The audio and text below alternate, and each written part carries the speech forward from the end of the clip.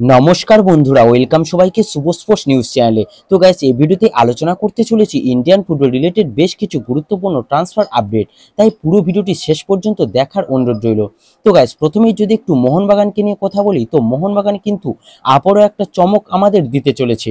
আর সেই চমকটার নাম হলো আমাদের সবার প্রিয় দাদা ইন্ডিয়া লেজেন্ড সৌরভ গাঙ্গুলি।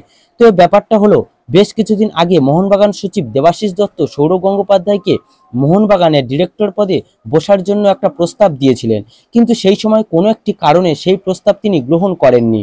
কিন্তু বর্তমান সময় দাঁড়িয়ে তিনি সেই প্রস্তাব গ্রহণ করে মোহনবাগানের ডিরেক্টর পদে ফিরছেন বলে একটা আপডেট বেরিয়ে আসছে। তো সৌরভ গঙ্গোপাধ্যায়ের মতো একজন লেজেন্ডকে ডিরেক্টর পদে নিয়ে আসাটা মোহনবাগান ম্যানেজমেন্টের জন্য একটা খুবই ভালো পদক্ষেপ, সেটা আমরা বলতেই পারি। তো এরপর যদি একটু ট্রান্সফার আপডেট নিয়ে কথা বলি, তাহলে প্রথমেই যে আপডেটটা দিতে চলেছি সেটা হলো মোহামেডানকে নিয়ে। তো মোহামেডান আরও এক বিদেশির সঙ্গে কিন্তু 2 বছরের জন্য চুক্তি বাড়িয়ে নিল। তো সেই প্লেয়ারটি হলো জোসেফ অ্যাডজেই।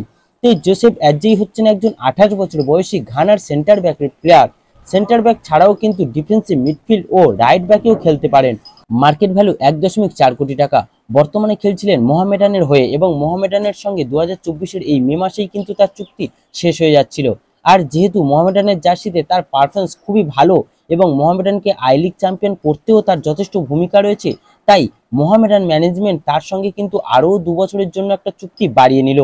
তো আপকামিং সিজনের জন্য মোহামেডান কিন্তু বেশ কিছু ভালো ভালো সাইনিং করিয়ে নিয়েছে। তার মধ্যে এটাও একটা ভালো সাইনিং, সেটা তোমরা বলতেই পারো। তো এরপর যদি আমরা একটু মুম্বাইয়ের আপডেটে আসি, তাহলে মুম্বাই কিন্তু তাদের মেন স্কোয়াড থেকে 6 জন প্লেয়ারকে অফিসিয়ালি রিলিজ করে দিল, যাদের মধ্যে রয়েছেন গুরকিরাত সিং, মোহাম্মদ নওয়াজের মতো বড় নামের কিছু প্লেয়ার, যারা চেন্নাইতে অলরেডি সাইন করে দিয়েছে বলেও আপডেট আছে। তো এছাড়াও রোলিন বোর্জেস, ভাস্কর রায়, টন্ডম্বা সিং এবং নওচার সিং এর মতো ভারতীয় ফুটবলাররাও রয়েছে। এছাড়াও বিদেশি ফুটবলারদের মধ্যে রয়েছেন জ্যাকব ভোস্টাস।